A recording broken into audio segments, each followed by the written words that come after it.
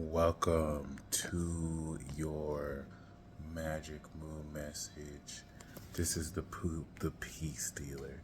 The moon is in Pisces. The sun is in Scorpio. Whew. Yeah. Um.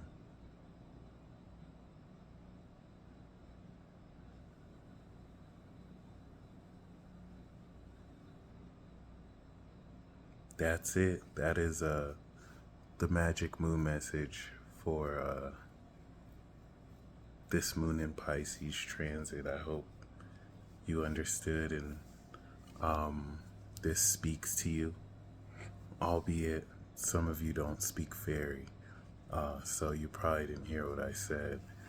And that is a main dynamic of a transit such as this. Any moon in Pisces have to communicate in a language to you, so I can transmit.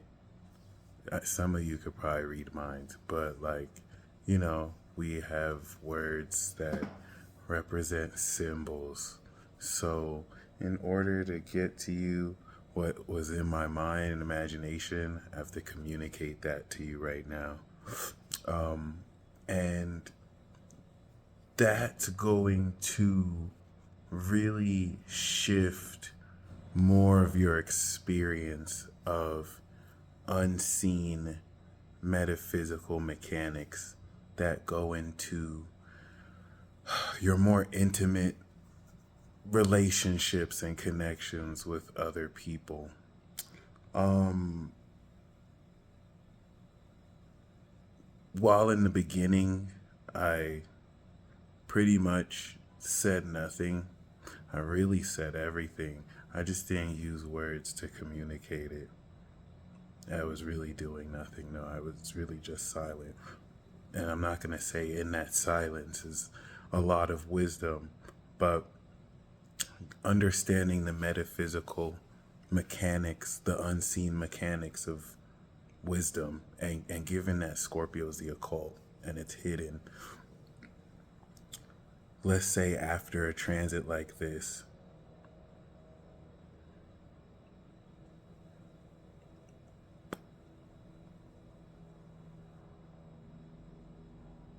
you don't need words to understand what the past 2 seconds were.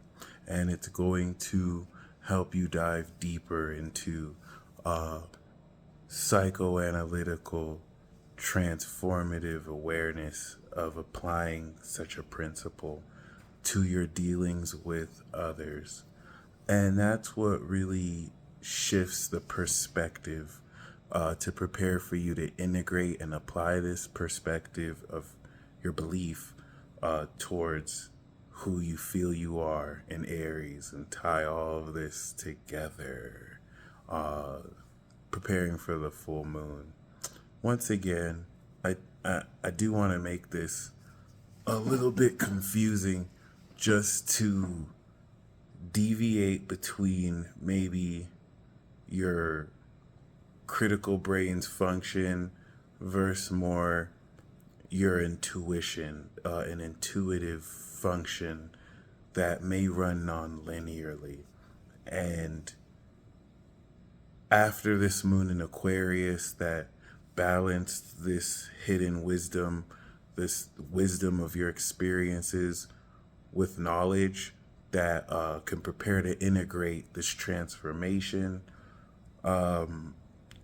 It's a lot of the hidden cues relative to what you see in people's body and energy, and most importantly, what you don't hear, what you don't see. This is going to be remarkably simple for water signs or water sign moons who kind of tap into these realms transpersonally and, consciously.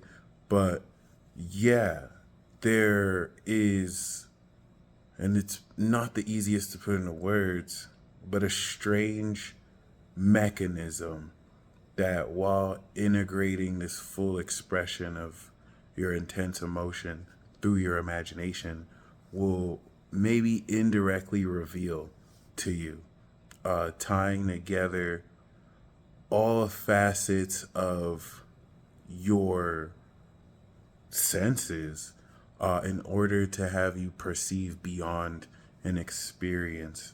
And even when the moon is transiting Cap, Aqua, Pisces, Sagittarius, this extends your receptivity into one that takes into account the entire collective, the entire universal. So unlike a moon in Aries that will help integrate maybe a more personal one-on-one receptivity, the moon in Pisces helps you maybe walk through a crowd and connect how the anger of one person you see to your left and the happiness of someone to your right and maybe the nonchalance of someone in front of you all connects together. So instead of looking at each person individually, you're taking everything in, the timing things occur, how you feel, and all of this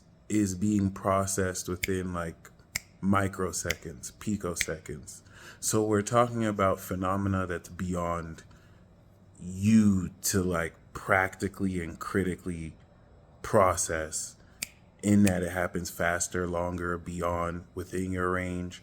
And with this on Saturn in Pisces, this is now reinforcing this total understanding of your belief system that is taking this new wisdom you are breaking through and once again aligning it to how you're imagining it and how your imagination of this dynamic is allowing you to fully express it.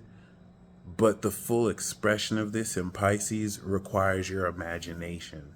So this dynamic we're talking about is this psychoanalytical sun in Scorpio at I think 19 degrees across the sun's ecliptic path. So we're not talking about any actual stars. We're talking about the mathematical division on the hour hand. So Scorpio at 19 degrees is going to be like 219 degrees pretty much.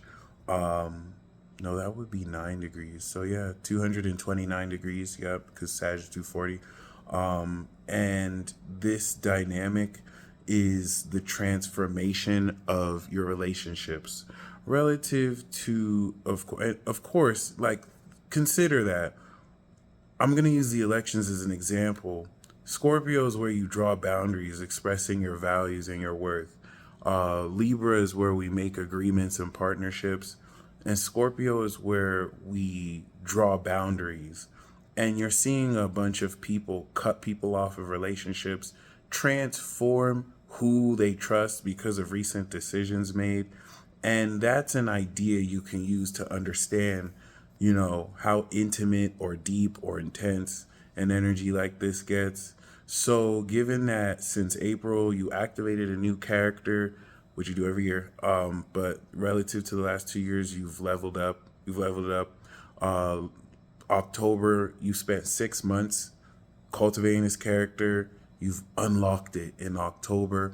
And now you're applying this through November in these relationships, transforming how this evolution of yourself is transforming the results of your partnerships.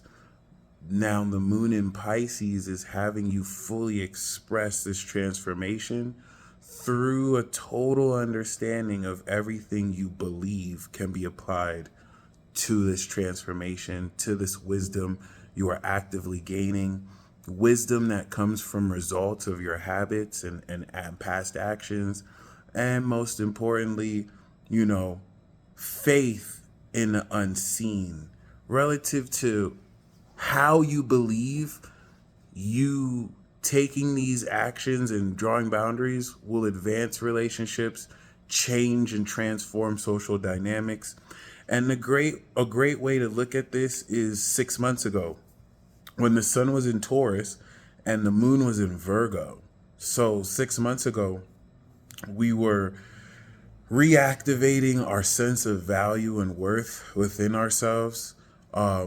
This represented sowing seeds to really step forward on a radical, innovative sense of our values. You know what this word? Because people were calling you batshit crazy and looking at you like you're weird. Versus now, where you're harvesting it and you look like you knew what you're talking about. You know what I mean?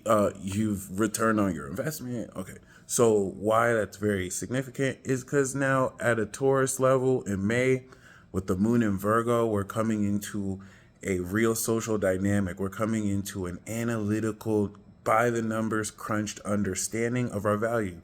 Remember, that was when we took our value to the market, because Virgo's the market, Taurus what you have. So now, I know my worth, but I took it to the market, and I had to, someone tried to buy my $500 J's for $300. I had to be like, no, that's the market, right? You're understanding your market value. So let's take the opposite of that, because now Scorpio is going to represent, if Taurus represents what you have, and in Virgo we're coming into a real analytical view, Scorpio is going to represent what I have and who I have invested it into.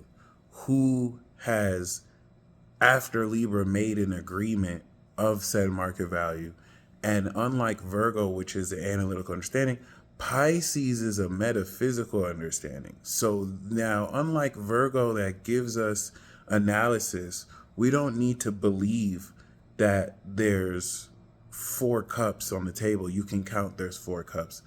Pisces is beyond your physical senses of critique, representing these universal theoretical reasonings, everything that we need knowledge in Aquarius to provide a proper belief for. So you are taking an intangible quality of Scorpio and then a metaphysical and intangible vibe of your imagination in Pisces, and you're stretching out the full expression and extent of how specifically fully you can feel and express this transformation. So let's go deeper into that. Scorpio is the intensification of feeling. Cancer is the function of feeling, and you can feel something like or you can be like ah, and one is a lot more intense than the other. And the more intense that is, the stronger the quality of energy. That strength is Scorpio. Okay, we already went through Cancer. We're now integrating this, applying our emotions with other people. Cancer was like, I don't like that person. Scorpio is now like, I don't like you, and this is why I don't. It's an individual and a social. So that intensification of an emotion is fully expressing itself through the experience of that quality.